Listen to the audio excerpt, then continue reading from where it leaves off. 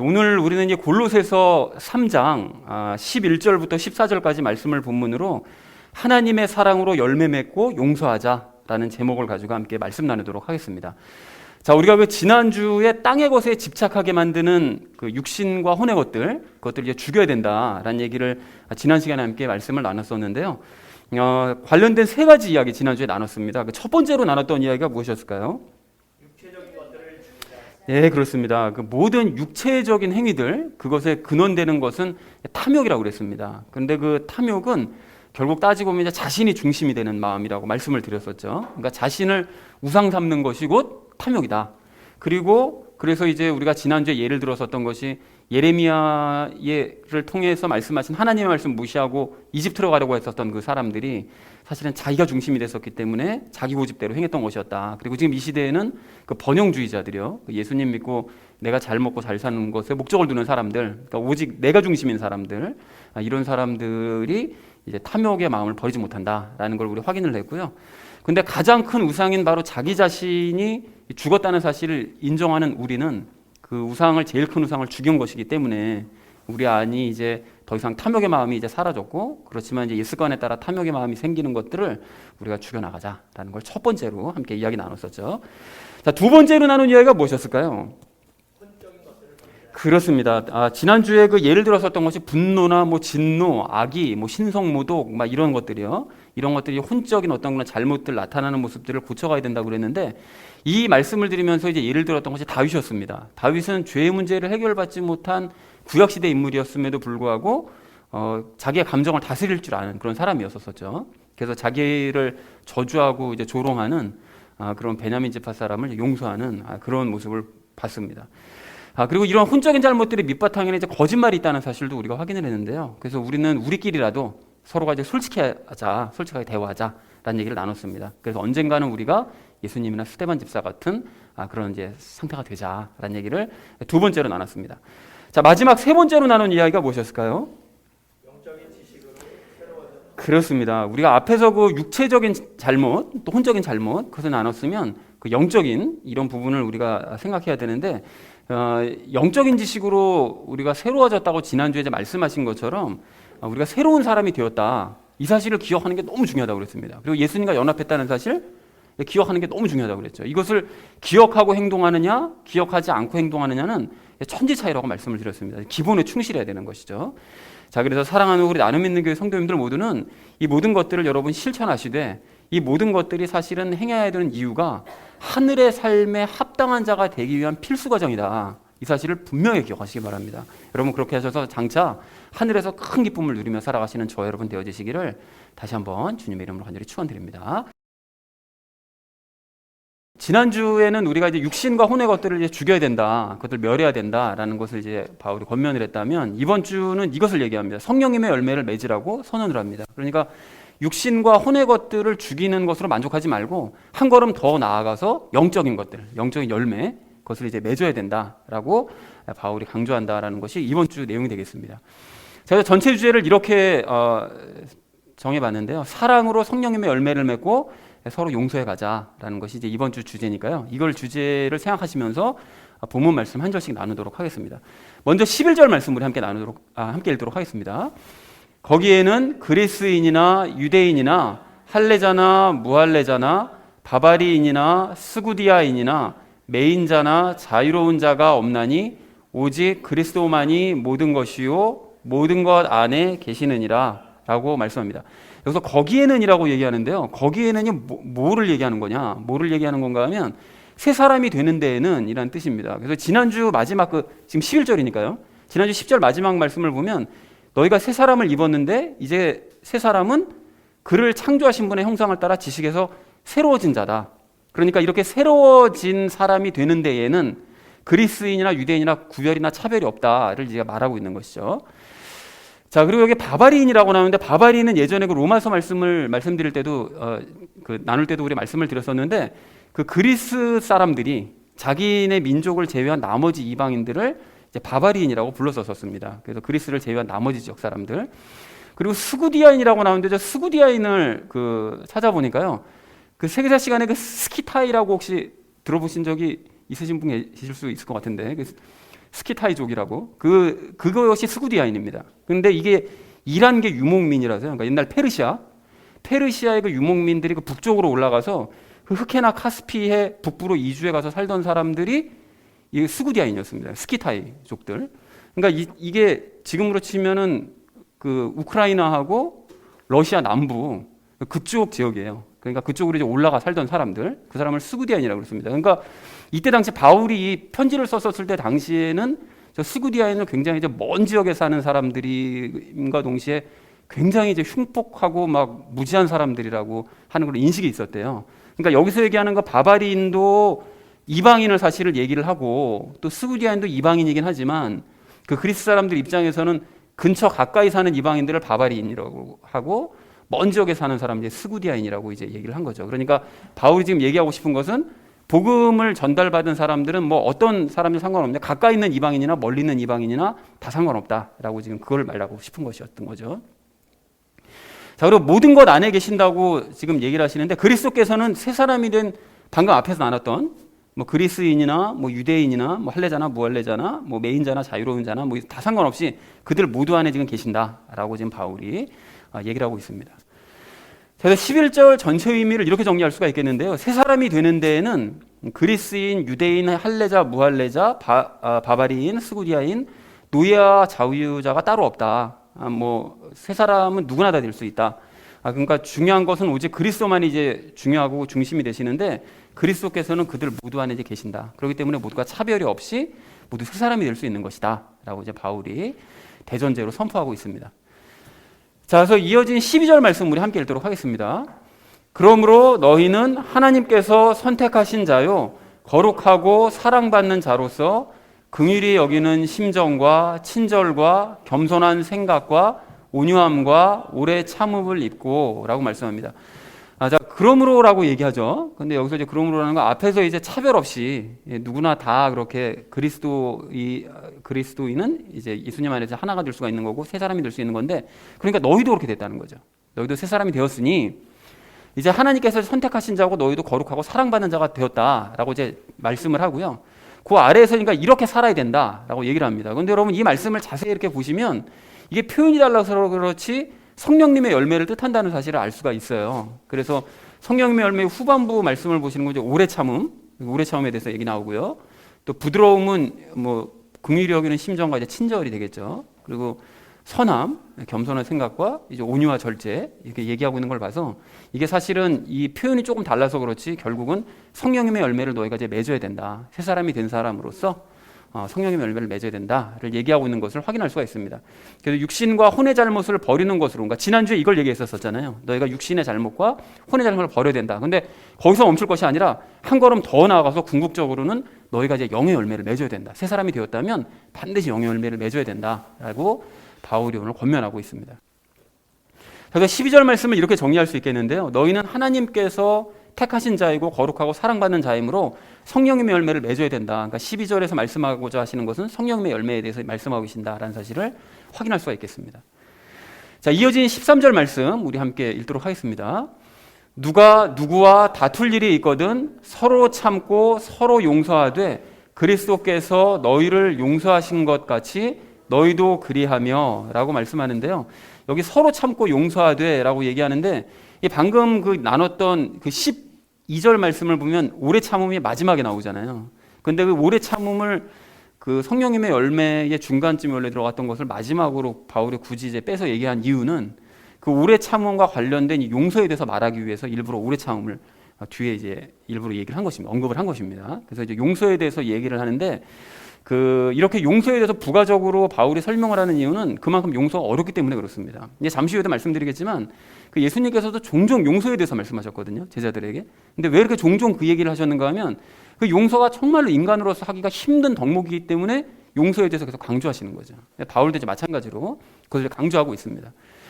자, 그래서 13절 전체 의미를 이렇게 정리할 수가 있겠는데요. 다툴 일이 생기면 서로 참고 서로 용서하되 예수님께서 우리를 용서하신 것처럼 서로를 너희도 용서해야 된다라고 말씀하고 있습니다. 그러니까 13절의 주제는 그 용서다라는 걸 확인할 수가 있죠. 그러니까 그리스도인은 앞에 11절에서 새 사람이 되었다면 12절에서 성령님의 열매를 맺고 13절에서 서로 용서를 해야 된다. 이게 이제 중요한 덕목이다 라고 지금 바울이 언급하고 있는 중에 있습니다. 자, 마지막 14절 말씀 우리 함께 읽도록 하겠습니다. 이 모든 것 위에 사랑을 입으라. 사랑은 완전하게 매는 띠니라 라고 말씀합니다. 이 모든 것 위에 사랑을 입으라는 것은 당연히 앞에서 얘기했던 것 성령님의 열매 맺고 서로를 이제 용서를 해야 되는데, 그렇게 하려면 제일 중요한 것은 이제 사랑이다. 그러니까 무엇보다 사랑의 마음을 너희가 가져야만 이 앞의 것들을 실질적으로 행할 수가 있다라는 것을 얘기하고 있는 것이고요. 사랑은 이제 완전하게 매는 띠라고 말씀하는데, 이 사랑만이 하나님과 나를 맬 수 있고 굳건하게요. 그리고 또 다른 사람과 나를 강하게 묶을 수 있다는 거예요. 사랑이. 그러니까 하나님과 다른 사람을 서로 이제 묶을 수 있다는 거죠. 그래서 여러분 보시면 하나님과 나를 강력하게 묶으면 어떻게 되는 거죠? 하나님과 내가 강력하게 묶이면, 사랑으로 묶이면 성령님의 열매가 맺어지는 거죠. 하나님과 나와의 관계에서. 그리고 또 다른 사람과 내가 서로 강하게 묶여지면 그 사람을 어떻게 할 수 있는 거죠? 서로가 서로를 용서할 수 있게 되는 거죠. 잘못을 하더라도. 이제 그것을 이제 이야기하고 있습니다. 자, 그래서 14절 전체 의미를 이렇게 정리할 수 있겠는데요. 사랑의 마음을 가지고 이 모든 일들을 행해라. 사랑은 서로를 강하게 묶는 띠이기 때문에 그렇다라고 이제 얘기했다는 것이 14절 전체 의미가 되겠습니다. 자, 그래서 오늘 본문 말씀을 이렇게 정리할 수 있겠는데요. 새 사람이 되는 데에는 차별이 없고 오직 그리스도께서 새 사람 안에 계신다. 그래서 새 사람이 된 너희들은, 그러니까 그리스도인은 하나님께 택함 받고 사랑받는 자이니까 이제 성령님의 열매를 마땅히 맺어야 되고, 더불어서 다툴 일이 있더라도 그리스도께서 그러셨던 것처럼 서로 참고 서로 용서를 해줘야 된다. 이게 굉장히 중요한 이야기다라고, 이 모든 것들이 가능하게 하려면 이 모두를 강하게 묶는 사랑의 마음을 가지고 이 모든 일들을 행해 나가야 된다라고 얘기를 했다라는 것이 이제 오늘 본문 전체를 정리한 내용이 되겠습니다. 자, 그래서 결론을 이렇게 맺어볼 수 있겠는데요. 사랑으로 우리가 성령님의 열매를 맺고, 12절 말씀이죠. 서로를 용서하, 13절 말씀이죠. 그렇게 이제 14절 말씀과 연결지어서 이 모든 것들을 주제를 정리했을 때 이렇게 정리할 수가 있겠습니다. 그래서 나머지 이야기는 우리 삶에 적용하면서 함께 말씀 나누는 시간 갖도록 하겠습니다. 그 사랑으로 열매 맺고 서로 용서를 해야 될 우리가 오늘 첫 번째로 함께 나눌 이야기는 땅의 지체부터 죽이자는 것입니다. 여러분, 여기 이제 지난주 말씀이랑 좀 연결해서 생각해야 되는데, 지난주 그 5절 말씀을 좀 다시 보실까요? 지난주 5절 말씀 보시면 뭐라고 말씀하시죠? 하늘의 것을 사모해야 될 우리는, 그죠?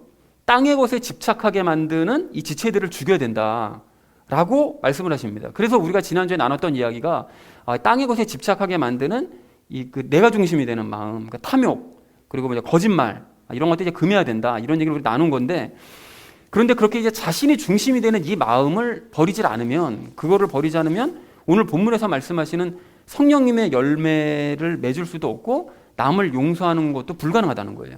애초에 이게 불가능하다는 거죠. 그러니까 자기가 중심되는 마음부터, 지난주에 나눴던 그 말씀이 전제 조건이 되어야만, 그래야만 성령님의 열매를 맺고 남 용서도 할 수 있는 것이다 라는 걸 우리가 확인해야 된다는 것입니다. 왜 그런 거냐? 너무나 당연하죠. 내가 중심이 되는 한, 내가 중심이 되어 있으면 하나님이 안 보이잖아요. 하나님의 말씀이 귀에 들어오지 않습니다. 그러니까 당연히 성령님과 협조해서 열매를 맺을 수가 당연히 없는 것이고, 또 내가 중심이 되어 있으면 다른 사람이 눈에 들어오지 않죠. 그러니까 다른 사람이 잘못하면 그 사람 잘못만 보이지, 그 사람과 이 화합해서 용서를 하거나 이러는 마음은 전혀 들지 않는다는 거예요. 그러니까 내가 중심이 되면 아무것도, 뭐 한 걸음도 나아갈 수 없다라는 걸 확인할 수가 있습니다. 그렇기 때문에 하늘의 것을 사모하는 우리는 마땅히 내가 중심이 되는 이런 마음부터 우리가 버려야 되고, 그럴 때 오늘 본문에서 말씀하시는 성령님의 열매도 맺을 수 있고, 잘못했을 때 서로가 서로를 용서하는 것도, 그런 삶도 이제 가능해질 수 있다라는 사실을 우리가 좀 확인하자는 것입니다. 그러니까 나 자신을 버리는 게 선행 조건이다를 확인하자는 거죠. 그런 의미에서 여러분, 지난주 그 목요일 날 큐티 본문 말씀 여러분 좀 기억해 보십시오. 그 내용이 기억나시죠? 그 예레미야가 남아있는 요하난을 비롯한 군대 대장들이 백성들과 예레미야를, 바룩을 또 이끌고 이집트로 가잖아요. 근데 이집트로 가서 이제 예레미야가 하나님께 들은 말씀을 전달을 해요. 너희가 이러이러한 잘못을 했고 앞으로 이제 어떻게 될 거다라는 거 이제 말씀을 전달하니까, 그 말씀을 들은 그 여자들이요, 그 예레미야에게 뭐라고 답을 했는가 봤더니만, 우리는 네 말 안 듣겠다. 노골적으로 얘기합니다. 우리는 네 말 안 들을 거야. 우리는 우리 조상들과 왕들과 통치자들과 백성들 모두가 이제까지 섬겨왔었던 그 하늘의 여왕을 우리는 계속 섬길 거야 라고 얘기를 해요. 왜 그런다고 얘기하죠? 하늘의 여왕에게 제사를 잘 드렸을 때에는 우리가 재산도 풍족하고 먹을 것도 풍족하고 아무런 탈도 없이 잘 지냈었는데, 하늘의 여왕에게 제사를 딱 금지한 바로 그때부터 먹을 것도 다 없어지고 온갖 어려움을 다 겪다가 결국 바벨론에게 멸망까지 당하지 않았냐 라고 얘기를 하더라는 것입니다. 그러니까 그동안 예레미야가 그렇게 외쳐왔음에도 불구하고 이 여자들은 이 모든 일들이 하나님과 관련돼서 이 모든 일이 일어났다고 생각하는 것이 아니라 하늘의 여왕과 관련돼서 이 모든 일들이 일어났다라고 생각하고 있더라는 거예요. 그리고 더 기가 막히는 게 뭡니까? 아니 우리가 뭐 하늘의 여왕에게 제사 드릴 때 절차 제대로 지키지 않았을까 봐 너 그것 때문에 우리한테 뭐라 그러는 거야? 전혀 얼토당토하는 황당한 얘기를 하고 있더라는 거예요.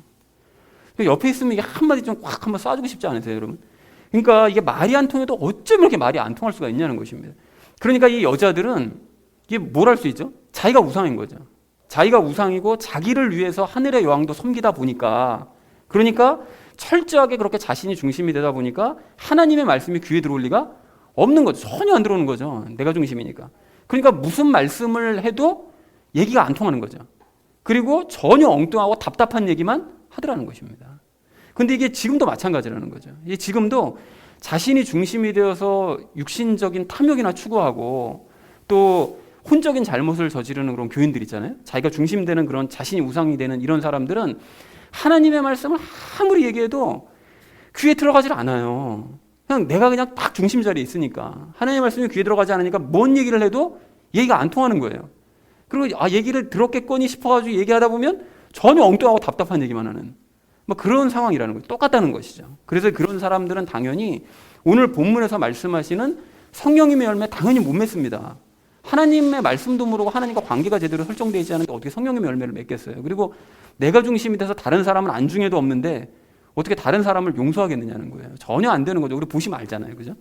그래서 사랑하는 우리 나눔 있는 교회 성도님들 모두는 이런 사람들과는 다르게 지난주 말씀 되새기시면서 여러분 계속 훈련하시기 바랍니다.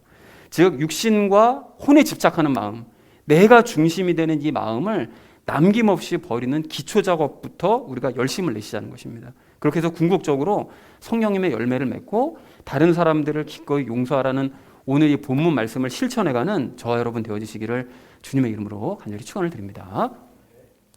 자, 사랑으로 열매 맺고 서로 용서해야 될 우리가 오늘 두 번째로 나눌 이야기는 그 열매 맺기 위해 하나님의 마음을 갖자는 것입니다. 여러분 성령님의 열매에 대해서는 뭐 우리가 그동안 수없이 이제 얘기를 많이 나눠왔기 때문에 그 12절에서 말씀하시는 성령님의 열매요. 성령님의 열매를 맺기 맺어야 되는데 그 성령님의 열매에 대해서 뭐 얘기를 많이 했기 때문에 뭐 각각에 대해서 나누진 않겠습니다. 않는데 그 성령님의 열매를 어떻게 하면 맺을 수 있을 것이냐 이것에 대해서 오늘 좀 중요한 팁을 말씀드리려고 하는데요. 여러분 먼저 그 12절 말씀 전반부를 좀 보십시오. 전반부를 보시면 뭐라고 말씀하시죠? 우리는 하나님께 선택받은 자요 거룩하고 사랑받는 자다 이렇게 말씀하시죠. 그러면 우리가 하나님께 선택받고 거룩하고 하나님의 사랑을 받는다는 사실을 어떻게 알 수 있죠? 너희는 그런 사람이다. 하나님께 사랑받는 자다. 선택받은 자다. 어떻게 알 수 있습니까? 어떻게 알 수 있는가 하면 우리가 하나님과 연합한 것이 그 증거예요. 그죠? 그러니까 즉 우리가 하나님께서 우리를 사랑하시고 그래서 택하셨기 때문에 우리를 죄와 분리시키시고 굳이 우리 안으로 들어오셔서 우리가 연합하신 그 이유가 우리를 사랑하시기 때문에 그 일이 가능했다라는 것이죠. 그러니까 다시 말해서 하나님과 연합한 우리는 하나님께 선택받은 자요, 거룩한 자요, 하나님께 사랑을 받는 자라는 것을 의심할 필요가 없다라는 것입니다. 자, 그래서 우리가 이렇게 하나님과 연합을 했다면 그리고 우리가 하나님께 선택을 받고 이제 하나님의 사랑을 받는 거룩한 자라면 우리가 오늘 중요한 사실을 마음에 담아야 되는데요. 우리는 하나님의 눈과 마음을 가질 수가 있습니다. 즉 우리는 하나님의 눈과 마음을 가지고 다른 사람을 바라볼 수 있고 다른 사람을 대할 수 있다는 거예요. 아예 한낱 인간이 어떻게 그런 거룩한 하나님의 마음을 가질 수 있냐, 어떻게 하나님의 눈을 가질 수 있냐, 이거 너무 교만한 발상 아니냐 라고 생각하실지 모르겠지만 절대로 그렇지 않습니다. 하나님의 마음을 가질 수 없다. 죄인이 어떻게 하나님의 마음을 가지냐라고 생각하는 사람들이 대다수거든요. 절대 그렇게 할 수 없다고 생각하지만 절대 아니라는 거예요. 우리는 하나님과 연합했고 하나님께 사랑받는 사람이기 때문에 우리 안에 계신 하나님의 마음이 우리에게 전달될 수 있다는 것입니다.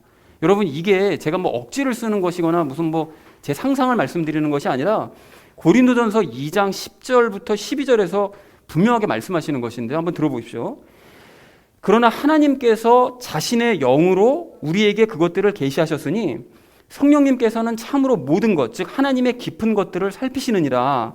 사람의 것들을 사람의 속에 있는 사람의 영 외에 어느 누가 알리요. 이와 같이 하나님의 것들도 하나님의 영 외에는 아무도 알지 못하느니라. 이제 우리가 세상의 영을 받지 아니하고 하나님으로부터 난 영을 받았으니 이것은 우리가 하나님께서 우리에게 값없이 주신 것들을 알게 하려 함이라.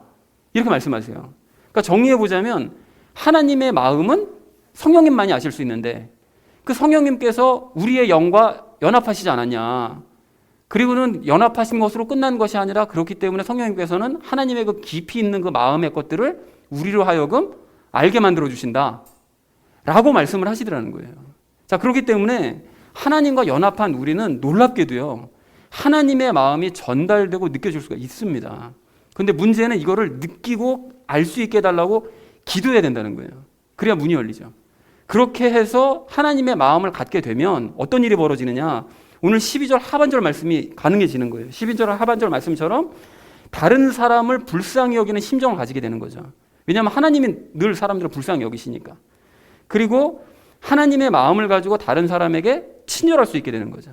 그리고 예수님께서 온유하고 겸손하셨던 것처럼 그 마음을 가지고 있는 우리도 역시 온유하고 겸손할 수 있게 되는 것이고, 하나님께서 오래 참고 인내하시는 것처럼 하나님의 마음을 갖게 된 우리도 그 능력을 힘입어서 다른 사람을 오래 참을 수 있게 되는 능력이 나타날 수 있게 된다는 것입니다.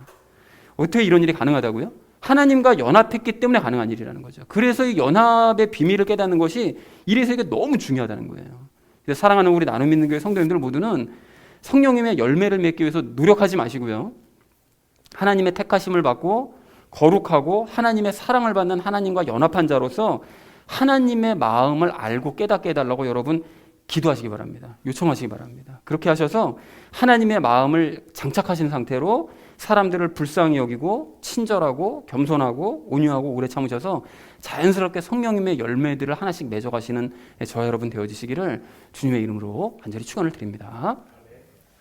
자, 사랑으로 열매 맺고 용서해야 될 우리가 세 번째로 나눌 이야기는 예수님을 기억하면서 용서하자는 것입니다.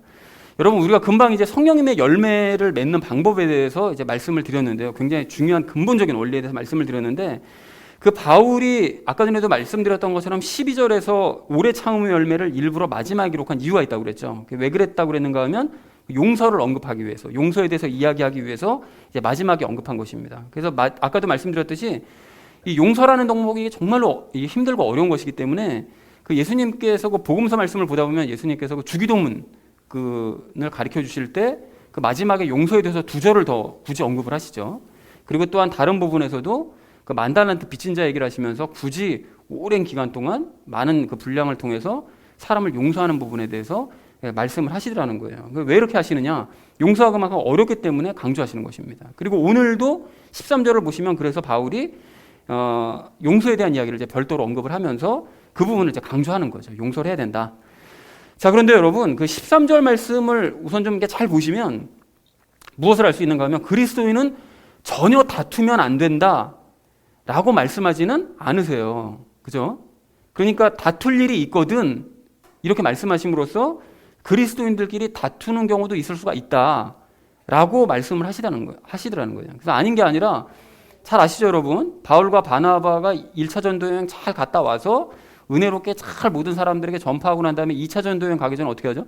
마가를 데려가는 문제 때문에 둘이 아주 대판 싸우잖아요. 그리고 헤어집니다. 헤어져서 서로 다른 길로 가거든요.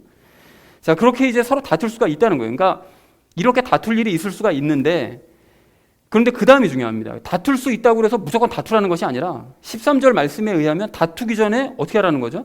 가급적이면 서로 참으래요. 서로 참을 수 있으면 너희가 참고, 만약 이미 다투고 난 다음이라면 어떻게 하는 거죠? 서로 용서를 구하고 또 용서를 해주고 하라고 그렇게 말씀을 하시더라는 것입니다. 그래서 그 아까 전에 싸웠던 그 바울과 바나바가 정말로 심하게 다투긴 했지만 그 이후로 그래서 막 얼굴도 서로 안 보고 그냥 완전히 뭐 천국 갈 때까지 헤어졌냐? 그게 아니고요. 그 고린도전서 9장 말씀을 보면 바울이 바나바를 언급을 하는 걸 봐서 그 이후로 2차 전도여행 마치고 3차 전도여행 갈 때쯤에는 둘이 이미 그 전에 화해를 했구나라는 사실을, 이제 용서를 했구나라는 사실을 확인할 수가 있습니다. 자, 그래서 그리스도인은 다투더라도 이렇게 서로 용서함으로써 서로 이제 화해를 해야 되는데, 아니 화해를 할 수밖에 없는 것은 참된 그리스도인은 지난주 말씀드린 것처럼 육신과 혼의 잘못들을 죽여가는 사람들이기 때문에, 즉 탐욕과 자기 감정을 다스릴 수 있는 그런 사람들이기 때문에 마땅히 다른 사람과 화해를 할 수 있다는 것입니다. 그런데 이건 둘 다 그리스도인인 경우고요. 어느 한 사람이 그리스도인이 아니고 다른 사람은 진짜 참된 그리스도인인데 어떤 한 사람은 아니다. 이런 화해가 잘 안 돼요. 이 사람은 그 원리를 모르기 때문에. 근데 둘 다 그걸 잘 안다면 그러면 서로가 잘못하더라도 언제든지 화해할 수 있고 서로 용서할 수 있다라는 사실을 확인할 수가 있습니다. 자, 그래서 말이 나온 김에 우리가 이 용서에 대해 좀 정리를 좀 해왔으면 좋겠는데요. 우리 이미 배웠던 것들 좀 정리를 했으면 좋겠는데, 성경에서 말씀하시는 용서는 어느 한쪽이 일방적으로 다른 한쪽을 용서하는 것을 의미하는 것이 아니라고 그랬었죠. 그러니까 사랑도 일방적으로 사랑하는 것이 아니라 서로 사랑해야 되는 것처럼 용서도 한쪽이 일방적으로 용서하는 것이 아니라 서로 용서해야 되는 것이다 라고 계속 강조를 했습니다. 그래서 가령 나는 용서할 준비를 하고 있는데 상대가 전혀 용서를 구하지 않는다. 그러면 그건 굳이 용서할 필요가 없는 것이라고 그랬습니다. 용서가 성립이 안 되는 거죠. 그래서 하나님의 용서가 사실 그런 식인데요. 하나님께서는 예수님의 그 머리 위에 십자가 못 박히셨을 때 모든 진노를 다 쏟아 부으셨어요. 그래서 더 이상 인간에 대해서 화를 나시는 진노의 감정을 품지 않으십니다. 더 이상. 구약 성경에서는 걸핏하면 진노하신다고 막 이런 표현이 나오잖아요. 근데 신약 성경은 그런 내용이 안 나오는 이유가, 거의 안 나오는 이유가, 그러니까 그런 진노의 마음을 이미 쏟아 부으셨기 때문에 안 나오시는 거예요. 자, 그런데 그렇게 돼 있는 상태에서 인간들을 용서할 준비가 되어 있는데 인간 측에서 아니 내가 뭘 잘못했다고 하나님께 용서를 구하냐? 난 잘못한 거 하나도 없어. 내가 큰 죄 저지른 것도 아니고 난 잘못한 거 아무것도 없어. 이런 식으로 생각하면서 용서를 하나님께 구하지 않으면 하나님께서도 그 사람을 결국 용서하지 않으세요. 용서가 성립이 안 되기 때문에. 그래서 끝끝내 그렇게 사과를 하지 않는 사람은 그거 어떻게 되는 거죠? 지옥으로 가는 거죠. 이제 그런 사람은. 그래서 어떤 사람은 사랑의 하나님이 자기가 창조한 그런 존재를 어떻게 자기가 만든 그 지옥불로 어떻게 던져놓을 수가 있냐? 그렇게 무자비하고 그 잔인한 그런 신이 이게 신이냐? 이렇게 주장하는 사람도 있는데 하나님은 다 용서하셨다니까요. 용서하셨는데 인간 측에서 그 용서를 구하지 않았을 뿐인 거예요. 그러니까 하나님 잘못은 아무것도 없다는 것이죠. 본인이 거부한 거죠. 근데 반대의 경우요. 즉 잘못을 저지른 사람이 자기 잘못을 인정하면서 용서를 구하면, 용서해달라고 요청을 하면 그럴 때는 어떻게 된다고 성경에서 말씀하십니까? 그럴 때는 밉더라도 용서를 해줘야 된다라고 말씀하세요. 그러니까 상대방이 잘못했어 라고 하면 또 잘못해요. 그리고 또 와서 또 잘못해서 또 용서 구해요. 그럼 또 용서해 주라는 거예요. 그래서 베드로가 예수님께 여쭙잖아요. 형제가 잘못하면 몇 번 용서해 줘야 됩니까? 한 7번쯤 용서해 줄까요? 그랬더니 70번씩 7번이라도 용서해 줘라. 이렇게 말씀하시잖아요. 그러니까 상대방이 잘못했다고 얘기하면 언제든지 이거는 용서를 해줘야 된다는 것입니다. 그러니까 정리하자면 용서는 어느 한쪽만이 행하는 것이 아니라 양쪽이 모두 행해야 되는 건데, 상대가 용서를 구하지 않으면 그럴 때는 굳이 용서해 줄 필요가 없다. 그러나 반대로 상대가 용서를 구하면 그럴 때는 언제든지 반드시 용서를 해줘야 된다라고 정리를 해볼 수가 있습니다. 자, 그런데 문제가 있는데요. 상대가 나에게 이제 용서를 구하기는 하는데 이게 너무 미워가지고 용서가 안 되는 경우가 있단 말이죠. 아주 얄미워가지고 용서가 안 돼요. 그럴 때는 어떻게 해야 됩니까? 그냥 확 그냥 어떻게 해버려요? 13절 하반절에 답이 있는데요. 예수님께서 우리를 용서하신 것을 기억해야 된다는 거예요. 그러니까 즉 지난 시간에도 말씀드렸던 것처럼 그 예수님은 당신이 창조하신 그 인간들에게 뺨 맞고 침뱉음 당하고 모욕당하고 매 맞고 십자가에 못 박히는 그 치욕을 당하셨지만 그런 와중에도 저 사람들의 죄를 용서해달라고 중보하셨잖아요. 그 용서를 기억해야 된다는 거죠. 여러분 생각해 보세요. 우리가 자식에게 그런 일은 있을 수 없겠지만 자식에게 뺨을 맞고 자식에게 모진 매질을 당하고 사람들 앞에 치욕을 당한다 그러면 이건 살기가 힘들 만큼 괴로운 일 아닙니까 이게? 근데 예수님은 그거를 뛰어넘는 것을 경험하신 분이세요. 창조하신 그 존재들에게 그런 일을 당하셨으니까요. 그런데 그럴 때도 용서하셨던 그 용서를 기억해야 된다는 것입니다. 또한 예수님께서 그 베드로의 배신을 예고하시잖아요. 근데 베드로가 그때 막 도리어 발끈 막 화를 내면서 나는 이런 애들이랑 다 틀려가지고 절대로 예수님 배신하지 않는다고 막 도리어 승질내면서 막 난 절대로 그러지 않겠다고 했는데 어떻게 하죠? 결국 예수님 3번이나 부인하잖아요. 예수님 욕까지 해가면서 부인하거든요. 그리고 예수님께서 부활하셨을 때는 뻔뻔하게 또 예수님 앞에 그냥 서 있었습니다. 근데 그런 그 뻔뻔한 베드로의 얼굴을 보면서 예수님께서 뭐라고 그러셨습니까? 꺼져 이러셨느냐? 그러지 않으셨잖아요. 그죠? 그러지 않으시고 도리어 베드로 용서하시고 일부러 베드로를 처음 부르셨던 그 장소로 일부러 부르셔서 그 기억나게 하시는 거죠. 과거를. 그 자리를 굳이 부르셔서 거기서 일부러 사랑한다고 고백하게 만드세요. 3번을 사랑한다고 3번 부인한 것을 회복할 수 3번 사랑한다고 고백하게 하셔서 그 마음까지 풀어주시는 그런 일을 하더라는 것입니다. 우리가 이렇게까지 따라가기는 힘들겠죠. 하지만 어쨌든 그걸 기억해야 된다는 거예요. 그러니까 용서하지 못할 그 인간 때문에 분노가 치밀 때는 이렇게 앞서 행하신 그 예수님의 용서를 기억하자는 것입니다. 자, 그러나 그렇게 생각한다고 해서 용서가 되느냐? 그렇진 않아요. 또 그걸 예수님을 생각한다고 해도 이게 용서가 안 될 수가 있거든요. 그래서 용서가 이게 쉽지 않아서 일평생 동안 우리가 성령님의 열매를 맺기 위해서 애쓰는 것처럼 마찬가지로 용서도 일평생 동안 우리가 힘써야 되는 줄로 그렇게 믿습니다. 여러분, 그런 의미에서 제가 용서에 대해서 마지막으로 한 가지 도움을 드리자면, 우리가 보통 어떻게 생각하는가 하면 남이 나에게 잘못한 것만 생각하게 되잖아요. 그리고 또 남이 저게 잘못해놓고 나에게 용서도 안 구하네, 막 이거 가지고 막 괘씸해 하잖아요. 그런데 사실 생각을 조금만 넓혀서 생각해 보면 다른 누군가도 내가 잘못한 것을 계속 생각하고 있어요. 그리고 그 사람도 어떤 누구도 내가 용서를 구하지 않는 것을 괘씸해하고 있다는 사실을 우리가 깨달아야 된다는 것입니다.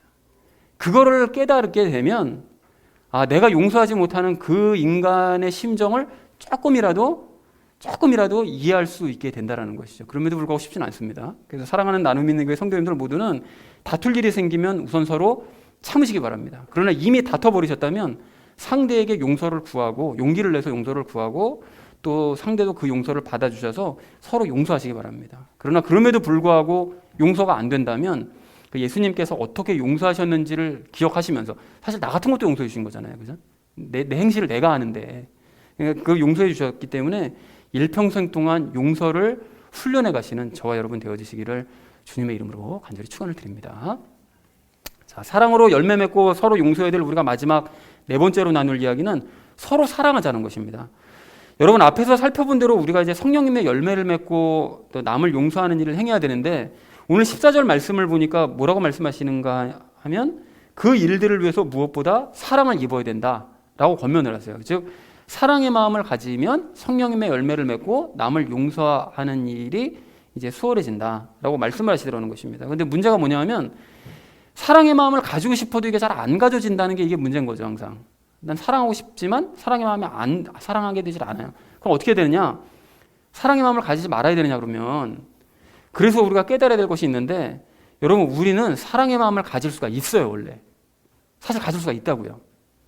즉, 우리는 사랑의 마음을 가질 수 있는 방법을 분명하게 알고 있고, 그렇기 때문에 실제로 가져야 된다는 것입니다. 여러분, 이게 무슨 소린가 하면요, 예전에 우리가 고린도전서 13장 말씀을 우리가 나눌 때 말씀을 드렸고, 그 이후에도 몇 번 이제 강조를 했었는데, 고린도전서 13장 말씀을 보면 뭐라고 되어 있죠? 사랑은 오래 참고 친절하며 무례히 행동하지 않고 모든 것을 믿고 바라고 모든 걸 참고 막 이런 말씀 나오잖아요. 그러니까 그 말씀을 보면 대부분들이 어떤 생각을 하는가 하면, 야, 이건 난 도저히 못하겠는데? 이런 생각을 하죠. 그러니까 이걸 억지로 이거를 노력해서 이걸 행해야 된다 라는 의미로 생각하기 때문에 고린도전서 13장 말씀을 별로 안 좋아해요. 부담되니까, 나 못하는 거니까 라고 생각하는데, 많은 사람들이 그렇게 알고 있지만 사실은 그게 아니라고 그랬죠. 그런 의미가 아니라고 그랬습니다. 고린도전서 13장의 사랑에 대한 그 말씀은 예수님께서 그런 모습으로 우리를 사랑하신다는 말씀이라고 그랬어요. 우리를 오래 참아주면서 사랑하시는 바로 그 사랑, 그걸 말씀하신다고 그랬어요. 그래서 우리가 그런 사랑을 받고 있다는 사실을 깨닫고 실제로 그 사랑을 받고 있음을 누리고, 그리고 그 사랑을 흘려보내야 되는 말씀이다 라고 이제 말씀을 드렸습니다. 그리고 그 사랑을 흘려보낼 때도 우리가 그냥 막 흘려보낼 수는 없으니까, 나는 할 수 없으니까 예수님께서 나를 대신해서 그 사랑을 좀 흘려보내 주십시오 라고 기도하면, 그리고 그렇게 행해 주실 것을 믿으면, 그러면 예수님께서 우리도 모르는 사이에 예수님의 그 사랑을 우리를 통해서 다른 사람에게 흘려보내 주시는 것이다 라고 말씀을 드렸었죠. 그러니까 이렇게 우리는 예수님의 사랑으로 어떻게 하면 사랑을 할 수 있는 것인지 아주 구체적인 방법을 성경을 통해서 우리가 깨달은 사람들이라는 거예요. 이 자체가 대단한 거예요. 이게 이런 원리로 사랑이 흘러간다는 사실을 모르는 사람들이 태반이에요. 태반. 다 몰라요. 그러니까 억지로 자기가 노력하고 열심히 노력해서 저 꼴도 보기 싫은 저 인간 내가 어떻게든 그냥 사랑하도록 한번 노력해봐야지, 이렇게 알고 있는 거지, 이런 식으로 해서 사랑이 흘러갈 수 있다는 사실을 아는 사람들이 없습니다. 자, 그런데 이걸 아는 것만 해도 대단하긴 한 거지만 알고만 있어서야 되느냐? 이런 방법을 모르는 사람이야, 이거 모르니까 사랑하는 방법을 몰라서 실패한다고 그러지만, 우리는 어떻게 해야 사랑할 수 있는지 성경적인 방법을 구체적으로 알고 있다면 이제 그 사랑을 마땅히 실천을 해야 된다는 거예요. 깨달은 우리가 아니면 누가 이 사랑을 실천하겠냐고요. 깨닫지 못한 사람은 어쩔 수 없잖아요. 근데 깨달았다면 누가 사랑을 실천할 수 있겠느냐고요. 우리밖에 할 수 없다는 거죠. 그런데도 우리가 실천하지 않고 그냥 알고만 있으면 어떻게 되느냐. 그 누가복음 12장 47, 48절에서 이렇게 말씀하세요. 여러분 들어보십시오. 자기 주인의 뜻을 알고도 자기를 예비하지 아니하고 주인의 뜻대로 행하지 아니한 그 종은 채찍을 많이 맞되 알지 못하고 채찍 맞을 일을 한 자는 적게 맞으리라. 누구든지 많이 받은 자에게는 사람들이 많이 요구할 것이요 사람들이 많이 맡긴 자에게는 더 많이 달라고 하리라. 그러니까 많이 알고 있는 사람은 주인의 뜻에 따라서 더 많이 행해야 된다 라고 아주 분명하게 말씀하시더라는 거예요. 그러니까 예수님께서 다시 오실 날이 멀지 않았다는 거 우리가 느끼고 있잖아요. 그걸 알고 있는데 성령님의 열매 중에 가장 첫 번째 열매인 이 사랑의 열매를 그래서 우리가 이제는 맺기 시작해야 된다는 것입니다. 그런데 누가복음 말씀이 무서워서 막 억지로 행하려고 할 것이 아니라 이제 알고 있는 이것을 기쁜 마음으로 하나씩 실천하기를 원한다고 예수님께 기도해야 된다는 것이죠. 그런 의미에서 한 가지 좀 도움을 드리자면 저 같은 경우에는 매일 아침에 이제 일기를 쓰는데요. 그리고 이제 중간중간에 계속 일기를 쓰는데 그 일기를 쓸 때 하루에 시작할 때 기도해야 될 그 내용을 그 일기로 적어놔요. 그래서 그게 정말 응답이 됐나 그런 것도 확인하고 또 적다 보면 제가 생각하지 못했던 그런 기도 제목도 쓰게 되고 해서 그걸 반드시 글로 남깁니다. 그런데 일기를 쓸 때마다 요즘은 마지막 부분에 어떤 걸 쓰는가 하면 오늘 하루도 예수님과 함께 사랑하기 원합니다. 이 구절을 꼭 기도를 쓰는 거예요. 근데 그래서 그런가 그 이후로 상태가 점점 좋아지는 것 같은 거예요. 그래서 자꾸 사랑을 이거 품어야지. 허물어 보여도 품어야지. 잘못한 거 용서해야지. 이런 마음이 들면서 마음에 여유도 생기더라는 것입니다. 그래서 이제 우리 성도님들도 일기를 쓰시든 뭐 기도를 하시든 뭘 어떻게 하시든 사랑하기를 원한다고, 내가 이 사랑을 흘려보내기 원한다고 여러분 구하셨으면 좋겠습니다. 그리고 그렇게 구하실 때 그 대상을 멀리 갈 것이 아니라 막연하게 무슨 저 아프리카 난민들을 이런 거 하지 말고요, 제발. 그런 거 하지 말고 가까이 있는 사람으로 잡았으면 좋겠어요. 그래서 가령 가족에게 그 사랑을 흘려보내자는 것입니다. 세상 사람들이 뭐 다 그렇겠지만 저 역시 가족에게 바라는 바가 있거든요. 가령 사모하고 아들에게 바라는 바가 있어요. 그래서 제가 바라는 대로 사모하고 아들이 말을 하거나 행동을 해주면 그게 참 너무 좋겠는데 이제 그렇지 않을 때는 답답한 마음도 들고 서운한 마음도 들고 이제 그렇습니다. 근데 반대의 경우도 마찬가지겠죠. 사모나 아들 같은 경우에 저에게 바라는 바가 없겠어요? 당연히 있을 거 아니겠습니까? 근데 그거를 제가 원하는 대로 행동하지 못하고 말하지 않으면 당연히 답답해하거나 서운해하는 부분들이 당연히 그들에게도 있을 것입니다. 그런데 요즘 이 골로새서 말씀을 이제 우리가 나누면서 이게 내 중심으로 살면 안 된다라는 이 말씀이 계속해서 들려오고 이게 마음으로 들어오다 보니까 제 자신의 모습이 눈에 보이는 거예요. 상대에게 내가 뭔가를 바라면서 서운해하는 거, 이게 바로 내 중심적인 생각이구나. 이게 이런 생각이 들더라는 것입니다. 지금 내가 중심이 되어서 상대를 평가하는 모습이 바로 그 모습이더라는 거예요. 그래서 이게 너무 단순한 얘기고 너무 이게 당연한 얘기인데 그동안 눈이 가려지고 귀가 막혀서 깨닫지 못하고 있었던 것이었죠. 매번 나 자신을 버리고 남을 위해 살아야 된다. 남을 먼저 생각해야 된다. 이걸 강조했지만 등잔빛이 어두웠던 것이었습니다. 그래서 그런 생각을 하고 나니까, 그런 생각이 들고 나니까 비로소 사모의 입장에서 다시 한번 생각하게 되고 또 아들의 입장에서 다시 생각하게 되어서 요즘 사모와 아들을 사랑하는 그 마음이 더해지고 있다는 것을 저는 느끼고 있어요. 저는. 둘은 뭐야 하나도 못 느끼는 이렇게 생각할지 모르겠는데 저는 느껴요. 저는. 자, 그래서 이전에도 제가 사랑하지 않았던 건 아닌데 당연히 사랑은 했지만 좀 더 다른 차원에서 사랑하는 마음이 들더라라는 걸 이제 말씀드리는 것입니다. 그래서 여러분도 마찬가지입니다. 여러분 가족 사랑하시잖아요. 가족 사랑하시겠지만 사랑한다고 하면서도 어쩌면 가장 외면하고 있는 것이 가족일 수 있어요. 편하니까. 그러니까 사랑한다고 생각하지만 엉뚱하게 말하고 행동하면서 이게 도리어 외면받고 있는 상황이 될 수 있다는 것입니다. 그런데 마침 오늘 사랑에 대해서 말씀하고 계시니까 이제 이런 기회에 가족을 대상으로 사랑을 실천해 보시자는 것입니다. 즉 내가 중심된 생각부터 버리고 예수님께 가족을 사랑하게 해달라고 여러분 구하시고 예수님께 받는 사랑을 흘려보내게 해달라고 여러분 기도해 보자는 것입니다.